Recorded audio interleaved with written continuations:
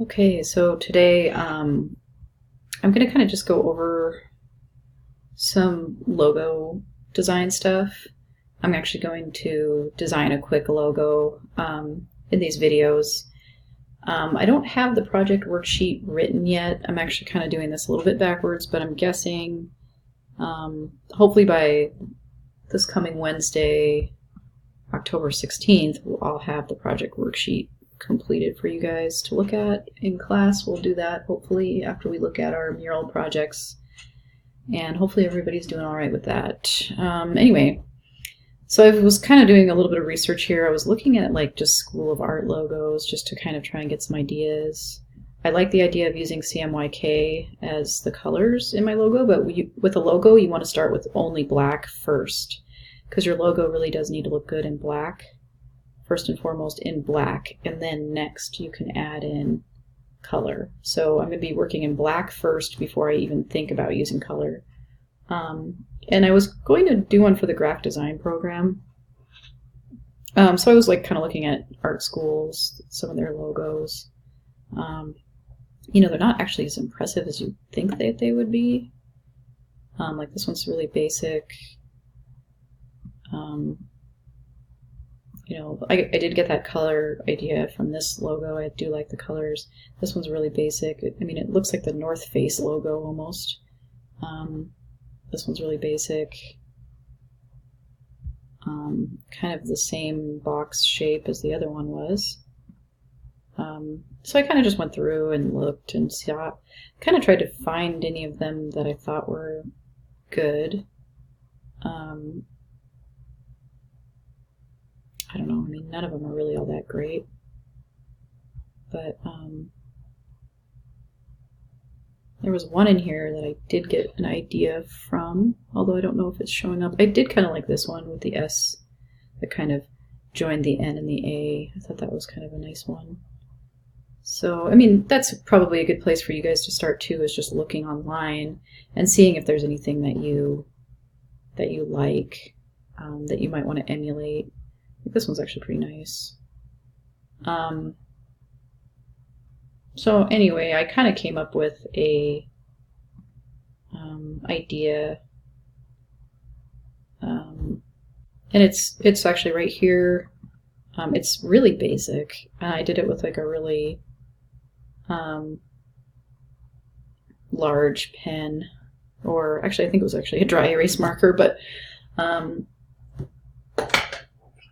I just thought I'd try to keep it really classic, because it seemed like a lot of the logos for this type of stuff were really simple. And you know, logos are simple usually, so that makes sense, but so I didn't want to get too far with, go too overboard with my design. This one's a little bit more complicated looking for sure. But anyway, so this is kind of what I came up with. It's not, this one's going to be really easy to execute actually, but well, we'll get to it. We've already done the mural project, so I'm hoping that you guys are feeling pretty comfortable in Illustrator by now. And hopefully you guys can kind of think of a local business that you want to, you know, try to do a logo for. Or, you know, you could, if you didn't really want to do the local business idea, I mean, you could do one for yourself or a family member or something. I mean, anything, anywhere where you think that this could be applied. That's my mural design. So anyway, I guess what we'll do is we'll kind of just get into Illustrator. If you click on your desktop and do File, and you find your window, so we can open up our browsing window, go into Applications, you can find, and scroll all the way to the top, you can find your Illustrator in here. So double click on that to open. I've actually already done like a rendition, so just never mind this. And then so if you want to do like a Control click and Options keep in dock, that's always a good idea, so that you have all of your programs in your dock. And then if we do a File New, let's just pretend that I don't already have a document open. The artboard's probably going to be 3 by 3 inches, even though I haven't created the project worksheet yet. I'm guessing I'll probably just make it 3 by 3 inches. We'll want it in CMYK. So if this isn't open, make sure you open this up. and it should be CMYK color 300 DPI, and create. So once you come in here, I want you guys to go to Window, or you can actually go into, right here is the same thing, but it's basically your workspace, Windows workspace. So a lot of times it opens up on this Essentials or some of these other ones, and they really just don't have as many options. If you go to Essentials Classic, you get way more options over here in the Tools panel. And if you need to, sometimes it might look like this, so it's all stacked. Try opening it up with this little arrow to make it look like my screen, because it might get confusing for you guys if you are in a different workspace. And as you can see, you can change your workspace here as well. We want Essentials Classic. There's quite a few different things in here, and you can, hover over these and see what they are. A lot of these things we won't even be using, but some of them we will be. I don't need the Properties panel open, and I don't really need the Libraries open either. Let me see, I'm going to try to bring my window in a little bit because I know my screen is not showing up very well in this video. I think it might have gotten shifted a little bit. But anyway, so this is our blank screen, our blank canvas basically. And so I'm just going to place my sketch into my document. Command minus to zoom out, or you can use the zoom tool, or magnifying, they call it the zoom tool. And the free transform tool is a really important tool that you'll probably be using a lot. You can use this to scale down your image.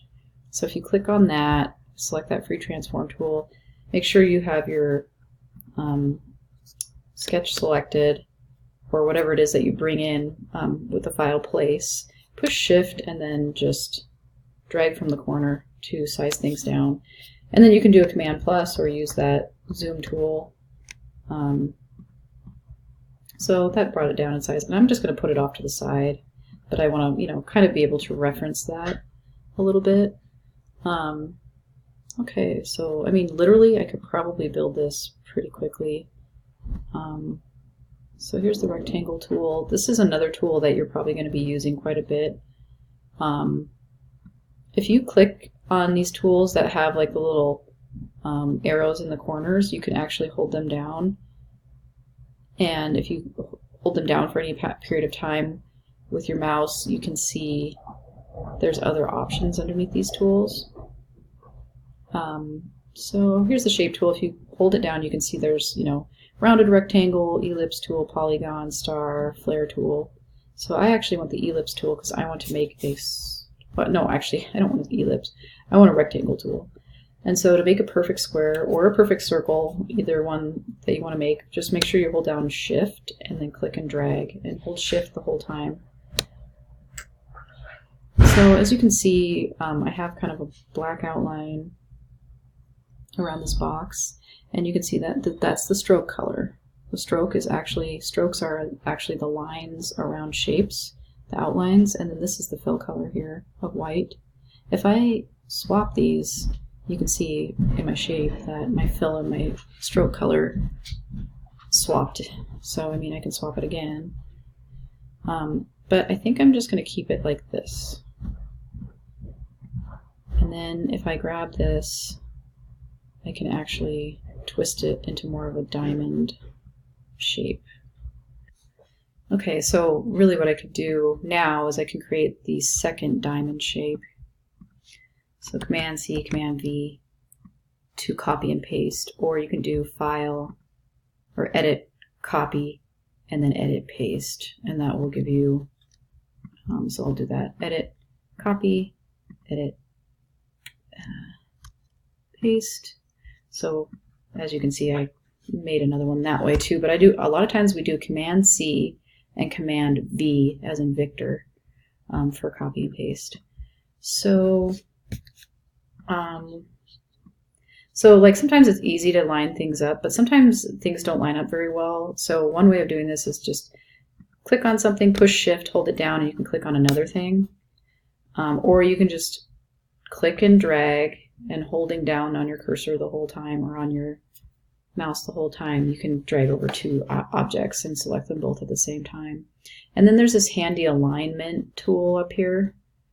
You can also go into Window, Align, to bring open the panel for alignment. As you can see, it's labeled Align. We can align it, through the center this way, which is what I wanted to do, but you can also align it, in different ways. If I did it this way, then they just stack evenly because it's the same shape. This is vertical line through their center. So there's center aligning through the vertical. But I actually wanted, I'll just do Command Z. I actually wanted this. I wanted to use this one, and they are perfectly aligned. So that is pretty good. And then I think this one's on top right here. This one is on top of this one, and I actually want to bring this one to the top, to the front. So if I do it Object, Arrange, Bring to Front, or you can bring forward, just kind of depending, or send backwards, or send to back. But I want to bring it all the way to the front. So there we go. That's now stacked on top of this one. And I want to change the opacity on this shape now, just so I can see through it a little bit. I'm going to bring it down to like 87 maybe, or 83. Okay, so that's looking pretty good. That's looking really close to what I have on my sketch here. So if I grab my text tool, I can add in my text now. Basically, I'm doing a really quick sketch of this logo. Well, it's not so much a sketch, but I'm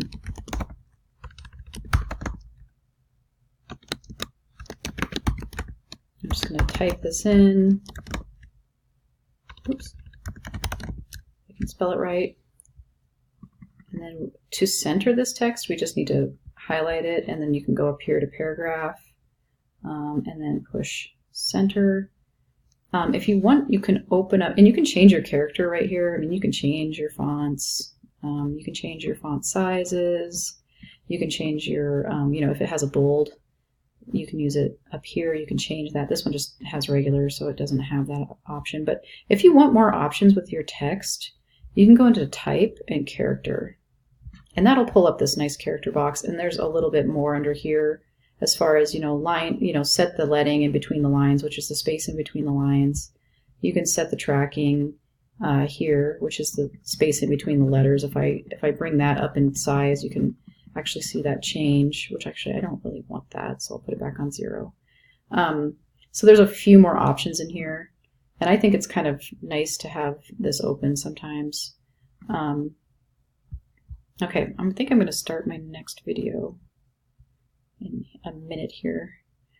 I'm not going to use this font, and I might try to do something a little bit more interesting with this font, like maybe this could be in cursive, or I might have to go looking for a font. I might not actually have a font in my fonts that I actually like, so I might have to find hopefully a free font online that I can use.